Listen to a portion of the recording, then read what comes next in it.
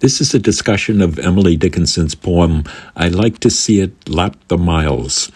I will display the text of the poem and play a recording of Alexandra O'Connor reading it. Then I will present my commentary on the poem. After my commentary, I will replay the reading by O'Connor. At the very end, I will display the references to the scholarly works that I have mentioned in this commentary. I like to see it lap the miles and lick the valleys up, and stop to feed itself at tanks, and then, prodigious, step around a pile of mountains, and supercilious peer in shanties by the sides of roads, and then a quarry pair to fit its sides, and crawl between, complaining all the while in horrid hooting stanza, then chase itself downhill, and neigh like Boanerges, then, punctual as a star, stop, docile and omnipotent, at its own stable door.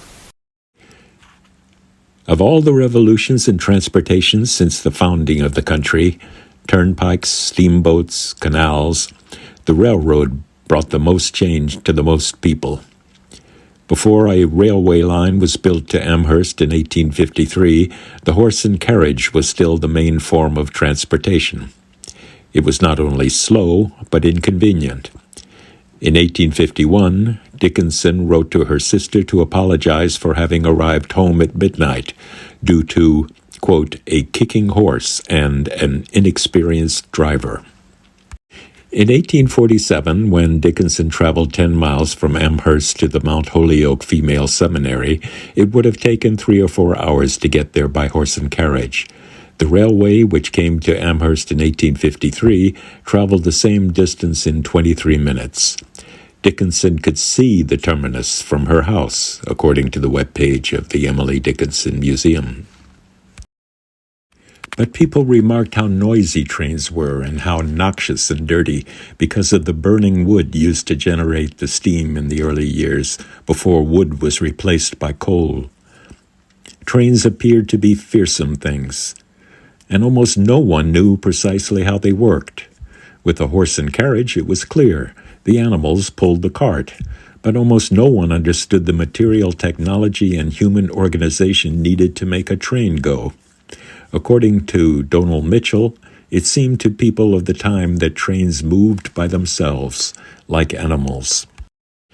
Dickinson imagined the train to be several animals. It starts out as a cat, it laps the miles and licks the valleys, but it finishes as a horse.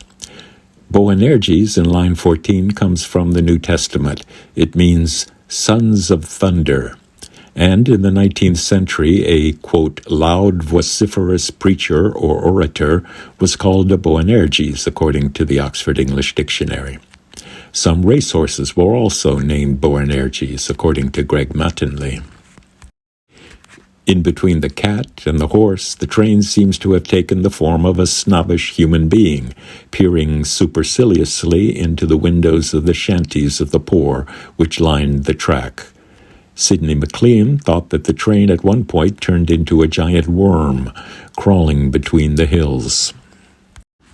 Charles Anderson pointed out that in the whole poem there is only one verb phrase. The rest is a series of infinitives: lap, lick, stop, step, peer, pair, crawl, chase, and neigh, stop. There are 7 ands and 4 thens and a number of enjambments, he said, creating the feeling of breathlessness.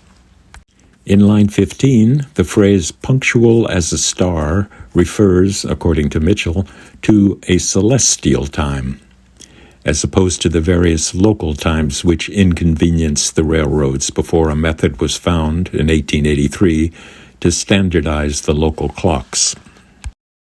I like to see it lap the miles and lick the valleys up, and stop to feed itself at tanks, and then, prodigious, step around a pile of mountains, and supercilious peer in shanties by the sides of roads, and then a quarry pair to fit its sides, and crawl between, complaining all the while in horrid hooting stanza, then chase itself downhill, and neigh like Boanerges, then, punctual as a star, stop, docile and omnipotent, at its own stable door.